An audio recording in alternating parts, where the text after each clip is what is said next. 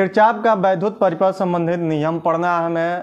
Kirchhoff का ये नियम जो है हर साल बोर्ड में आता है, जो 5 नंबर में क्वेश्चन आता है, और ये आपका छठा चैप्टर का सबसे महत्वपूर्ण टॉपिक है जो हर साल आता है 5 नंबर में। मगर किरचॉफ का वैद्युत परिपथ संबंधित जब नियम पढ़ते हैं तो इसमें सबसे पहले हमें यह जानना होता है कि इस पर क्वेश्चन कैसे पूछते हैं। क्वेश्चन ये पूछता है कि किरचॉफ का वैद्युत परिपथ संबंधित नियम लिखिए। किरचॉफ का वैद्युत परिपथ संबंधित कितने नियम दिए?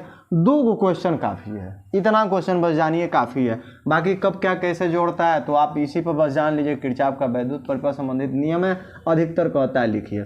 तो हम कहेंगे किरचॉफ ने वैद्युत परिपथ संबंधित 2 नियम दिए थे। 2 नियम, दोनों को पहले हम समझा देते हैं, फिर इसको अच्छे से नोट करते हैं, फिर समझाते हैं। देखिए पहला नियम क्या कहता है। प्रथम नियम, कोई भी वैद्युत परिपथ ले लीजिए, परिपथ पाथ जो घरों में भी होता है, गांव में जो बिजली दौड़ी रहती है वह भी होता है, और भी जो है हमारी उपकरण वगैरह होते हैं, सब में ये रूल लागू होता है। तो जो पाथ बनता है उसको हम परिपथ कहते हैं। तो कोई भी परिपथ है वैद्युत परिपथ, तो उसके संधि पर, ज्वाइंट पे मिलने वाली जो धारा है, वैद्युत धारा, उसका बीजगणितीय योग जो होता है वह 0 होता है। बस पहला नियम हो गया। देखिए कितना झकास टर्न पड़ा है, 1 2 3 4 टर्न में हो गया। मतलब कोई भी वैद्युत परिपथ लीजिए, उसके संधि मतलब ज्वाइंट पर मिलने वाली जो धारा होगा उसका बीजगणितीय योग जब निकालेंगे तो वह 0 होता है। मतलब क्या है, फिगर से भी समझ लीजिए। ये मान लीजिए मेन सप्लाई है लाइट का, और यहाँ से ये जा रहा है, तो हम इसमें तार एक ज्वाइंट करके अपने घर में बिजली लगा रहे हैं। तो यहाँ से जितना गया उतना में से कुछ तो बटा होगा, कुछ आगे गया। फिर यहाँ मान लीजिए हमारे पड़ोसी कोई पटदार है, उसके घर में गया तो यहाँ से कुछ और बट गया। ऐसे करते करते मान लीजिए पूरे पड़ोसी, पूरे गांव में ऐसे जाते जाते पूरा बढ़ता जाएगा। मतलब यहाँ जा रही है आपका 10 एम्पियर की करंट, तो यहाँ से मान लीजिए हमारे घरों में आया 1 एम्पियर, इसमें गया 2 एम्पियर, यहाँ गया 3, ये ऐसे करके सब जोड़ेंगे तो 10 एम्पियर हो जाएगा। इसीलिए गांव में जब देखिएगा या कस्बे में देखिएगा तो एकदम लास्ट में जहां ट्रांसफार्मर होता है वहां से जब दूरी बढ़ती है तो वहां देखिएगा बिजली बहुत कम पहुंचती है। देखिए तो प्रथम नियम हमारा ये हो गया कि कोई भी वैद्युत परिपथ है उसके ज्वाइंट मतलब ये जो संधि मिल रहा है, जंक्शन मिल रहा है, तो इस जंक्शन पर, इस संधि पर धारा का जो बीजगणितीय होगा 0 होगा। मतलब पहला नियम यही कहता है कि जितनी धारा आती है उतनी ही जाती है, मतलब आने वाली धारा जाने वाली धारा के बराबर होता है। पहला नियम हो गया। सेकेंड लाइन का क्या कहता है इसको भी समझ लीजिए। इसमें हमने क्या क्या 4 टर्न में हमने समझा दिया, आपको याद भी हो जाएगा। कोई वैद्युत परिपथ है, उसके संधि पर मिलने वाली किसका, धाराओं का बीजगणितीय योग जब निकालेंगे तो वह कितना आएगा, 0 हो गया फर्स्ट नियम। मतलब आने वाली धारा बराबर जाने वाली धारा, हो गई खत्म बात। सेकेंड नंबर जब हम पढ़ते हैं तो कोई भी वैद्युत परिपथ है, उस वैद्युत परिपथ के मेष में, मतलब पास कहते हैं या मेष कहते हैं, ये पास जब बनेगा तो बहुत सारे खंड हो जाएंगे। तो इस पास में कितनी धारा बह रही है, मान लीजिए आई धारा बह रही है। जब धारा बहेगी तो धारा को रोकने वाला भी एक लगता है, जिसको हम कहते हैं क्या, प्रतिरोध, रेजिस्टेंस। तो कहते ये हैं कि कोई भी वैद्युत परिपथ है उसमें बहने वाली धारा और साथ में मतलब संगत कितना प्रतिरोध लगा, इनका गुणा करा दीजिए। और जब गुणा कराएंगे तो उसका बीजगणितीय योग समेशन लगा दीजिए। इस पास में लगने वाले विद्युत वाहक बल, ये वोल्टेज ही होता है, विभव ही होता है। तो जब पास देखते हैं तो उसमें विभव आपका ईएमएफ हो जाता है। तो इस पास में लगने वाले विद्युत वाहक बल का बीजगणितीय योग के क्या होता है, बराबर। देखिए कितना झकास तरीके से पढ़ा, हो गया ना खत्म।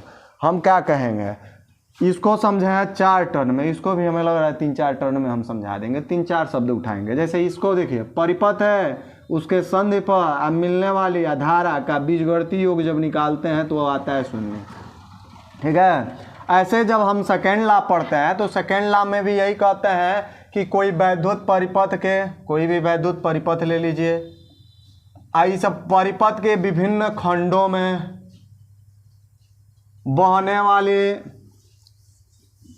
बहने वाली क्या ले लीजिए, इसको थोड़ा साफ कर दे रहे हैं। विभिन्न खंडों में बहने वाली क्या ले लीजिए, धारा, और साथ में संगत प्रतिरोध। इस प्रतिरोध, धारा और प्रतिरोध का गुणनफल निकाल लीजिए। जब गुणनफल निकालेंगे तो इन गुणनफलों का बीजगणितीय योग कर दीजिए। बीजगणितीय योग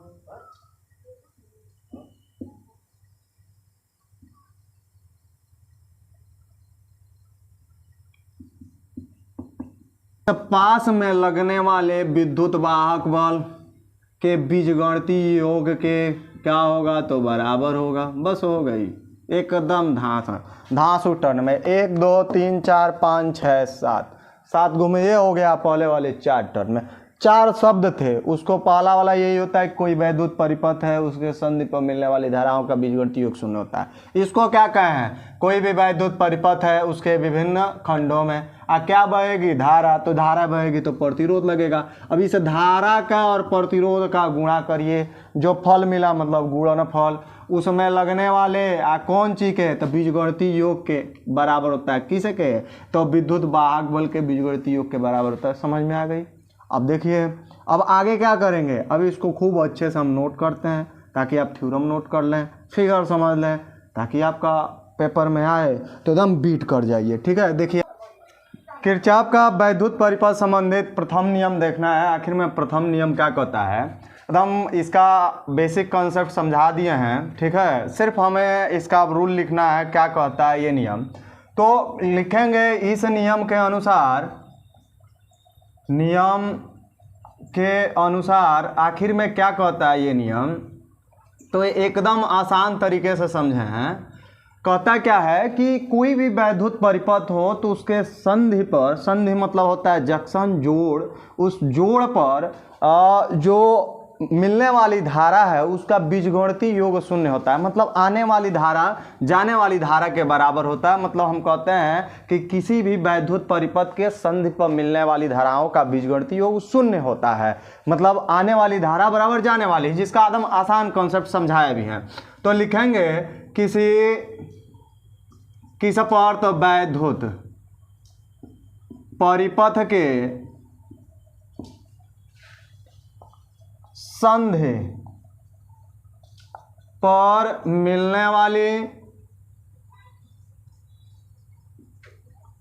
धाराओं का बीजगणितीय योग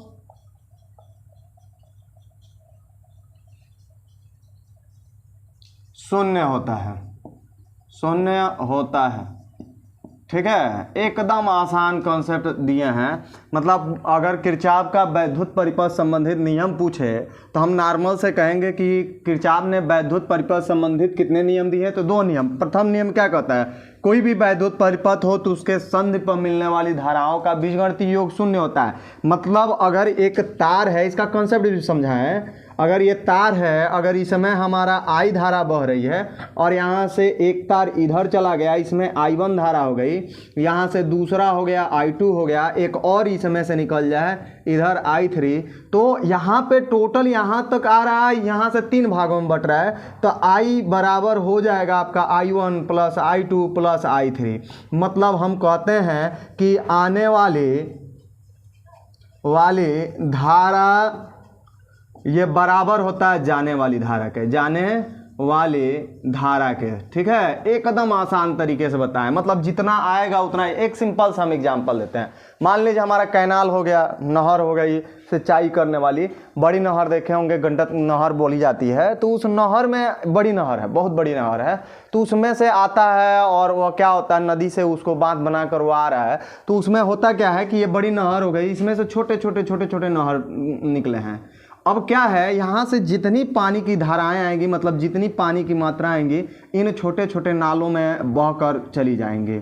लास्ट जाते जाते 0 हो जाएगा। मतलब जितना यहाँ से आएगी उतना इधर बट जाएगा। मतलब आने वाली जाने वाली के बराबर होता है। तो यही किरचॉफ लॉ भी कहता है वैद्युत परिपथ संबंधित, कि कोई भी वैद्युत परिपथ है तो उसके संधि पर, मतलब यहाँ जोड़ पर वैद्युत धाराओं का बीजगणितीय योग शून्य होता है। तो डेट इज हम लिखते हैं समेशन I = 0। IC को हम जब सॉल्व करते हैं तो ये हमारी आ जाती है। ठीक है, ये हमारा प्रथम नियम हो गया। अब जब हम दूसरे नियम की बात करते हैं तो देखिए क्या लिखेंगे, सेकंड नंबर लिखेंगे द्वितीय नियम। द्वितीय नियम, आखिर में द्वितीय नियम क्या है, तो हम नॉर्मल से कहेंगे। देखिए क्या कहेंगे, इसमें भी लिखेंगे वही लैंग्वेज कि इस नियम के अनुसार, आखिर में ये कहता क्या है, तो लिखते हैं इस नियम के अनुसार किसी वैद्युत परिपथ के बंद पास, पास को इंग्लिश में कहते हैं मेस, तो बंद पास के विभिन्न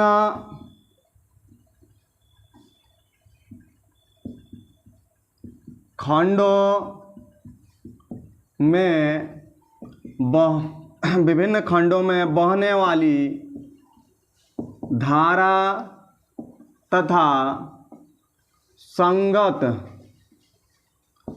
प्रतिरोधों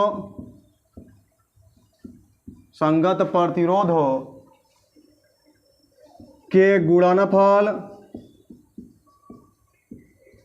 संगत प्रतिरोधों के गुणनफल का बीजगणितीय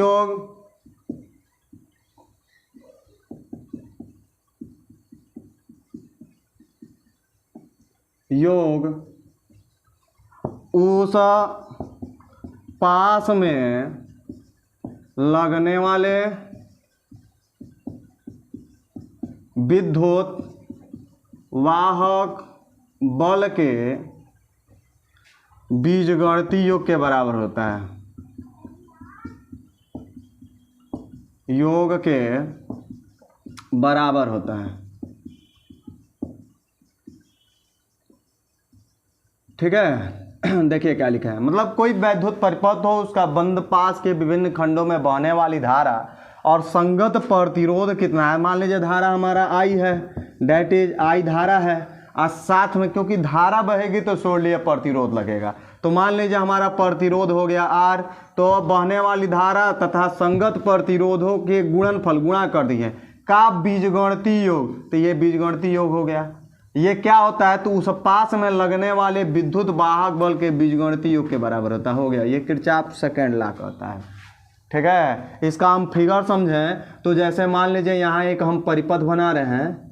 ठीक है, यहाँ मान लीजिए पहला प्रतिरोध आर हो गया, R1 हो गया, इसका अपना EMF E1 हो गया, यहाँ प्लस हो गया माइनस, इसमें मान लीजिए धारा हमारा I1 बह रहा है। यहाँ हमारा दूसरा परिपथ बना रहे हैं तो इसमें हमारा क्या हो जाएगा, R2 हो गया। ठीक है, और देखिए यहाँ बाहर एक परिपथ हो गया तो इसमें हमारा R3 हो गया। यहाँ हमारा E2 हो गया, इसमें धारा हमारा क्या बहेगा, I3। तो यहाँ पे जो धारा होगा I1 प्लस क्या हो जाएगा, I2। इस वाले में मेष बना दीजिए, ये डायरेक्शन होता है फर्स्ट मेष, आइए हमारा सेकंड हो गया। तो पहले मेष से बंद पास 1 से जब देखते हैं तो हमारा क्या मिलता है, इसको थोड़ा हम छोटा कर दे रहे हैं। पहले मेष में देखेंगे, फर्स्ट मेष में, तो इसमें देखिए धारा, ये टर्न देखिए, ये कर्व, तो धारा इधर जा रहा है तो ये वाला टर्न, ये वाला प्लस हो जाएगा क्योंकि इसी के दिशा में, तो आपका I1 इंटू R1। और चलिए इधर जब जाएंगे नीचे वाले टर्न में तो ये वाला आपका I2 जो है, ये टर्न घूम रहा है तो I2 इधर है तो ये वाला माइनस हो जाएगा, I2 इंटू R2, ये हो जाएगा हमारा क्या, E1 माइनस E2। ये पहला मिलेगा इक्वेशन, इस पर जो दिया रहेगा उसको सॉल्व कर लेंगे। सेकेंड वाले में क्या मिलेगा हमारा, तो सेकेंड वाले में देखिए ये टर्न घूम रहा है, तो इस वाले में ऐसे जब टर्न कर रहे हैं तो ये वाला I2 हमारा प्लस हो जाएगा, तथा कर लीजिएगा I2 इंटू R2, और फिर ऐसे आइए तो ये सेम ऐसे घूम रहे हैं तो धारा ये इधर ही घूम रहा है तो ये प्लस हो जाएगा, I1 plus I2, I into क्या, तो R3, अब बराबर खाली मिलेगा E2, क्योंकि इसी में बस विद्युत वाहक बल है, यहाँ प्लस मान लीजिए माइनस हो गया। हमारा किरचॉफ सेकंड लॉ भी हो गया। मतलब हम नॉर्मल से कहते हैं कि कोई भी वैद्युत परिपथ हो, उसके संधि पर मिलने वाली धाराओं का बीजगणितीय योग शून्य होता है, हो गया। सेकेंड लॉ कहता है कि विभिन्न खंड है, ऐसे बंद पाथ में बहने वाली जो धारा है वह कितना उस पास, मतलब उस मेष में कितनी प्रतिरोध है उसका गुणनफल कर दीजिए, मतलब गुणा करने पर जो वैल्यू आए, इस पास में लगने वाले विद्युत वाहक बल के बीजगणितीय योग के क्या होता है, बराबर होता है। एकदम गारंटी है कि आएगा 5 नंबर में, एकदम 100% लिख लीजिए। अगर नहीं आए तो कहिएगा 7 मॉडल पेपर में एक में जरूर आता है, हर साल का ये कंपल्सरी क्वेश्चन है। तो हमें उम्मीद है कि आपको समझ में आई होगी, और समझ में आई होगी तो लाइक जरूर करिएगा, शेयर भी कर दीजिए, अच्छा रहेगा, नहीं रहेगा।